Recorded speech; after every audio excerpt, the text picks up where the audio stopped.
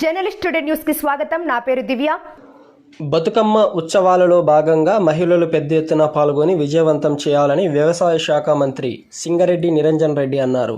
ఈ నెల 25 నుండి అక్టోబర్ 3 వరకు 9 రోజుల పాటు నిర్వహించనున్న బతుకమ్మ ఉత్సవాలు ఆదివారం ఆయన జూనియర్ కళాశాల మైదానంలో పాల్గొని ప్రారంభించారు.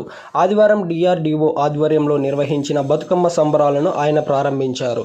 ఈ సందర్భంగా ఆయన మాట్లాడుతూ అక్టోబర్ 3 వరకు బతుకమ్మ సంబరాలను ఘనంగా నిర్వహించడం జరుగుతుందని, అందువల్ల పట్టణంలోని మహిళలందరూ పెద్ద ఎత్తున బతుకమ్మ సంబరాలలో పాల్గొని విజయవంతం చేయాలని కోరారు. ఈ కార్యక్రమంలో వనపర్తి జిల్లా ZP chairman Loknath Reddy, municipal chairman గట్టు యాదవ్, కోళ్ల వెంకటేష్, ప్రజాప్రతినిధులు తదితరులు పాల్గొన్నారు.